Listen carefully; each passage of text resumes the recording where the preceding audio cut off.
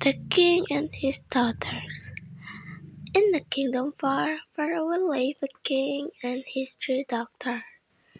The king loved them very much, for they were good and beautiful girls. But one day he decided to test how much they loved him.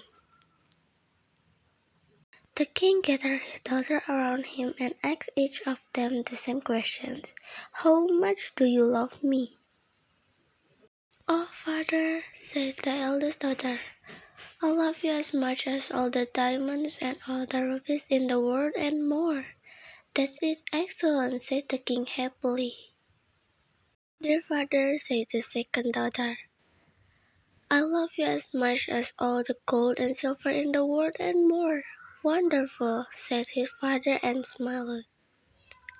Then it was the youngest daughter's turn. My father and king, I love you as much as all the salt in the world and more. The king was very surprised at her answer. What did you say? I think I must have misheard you, frowned the king. I said that I love you as much as salt, repeated the youngest daughter. How dare you? Your sister loves me as much as diamonds and gold, and you love me as little as salt, said the king angrily. Leave this kingdom right now and never come back. The little princess hid herself in the woods, but she soon got very tired. She sat on a log and started to cry when a prince who was passing by on his steed heard her. As soon as he saw in the pretty princess, the young prince fell in love with her. The prince took her to his castle and soon asked her to marry him. The young princess told him that she would only marry him if her father, the king, come to the wedding. Sadly, my father is angry with me and has told me never to return to his kingdom, he explained.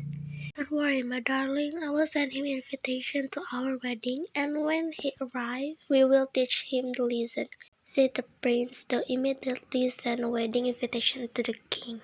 The clever prince didn't write that he was marrying the king's youngest daughter. When the wedding day came, the king arrived.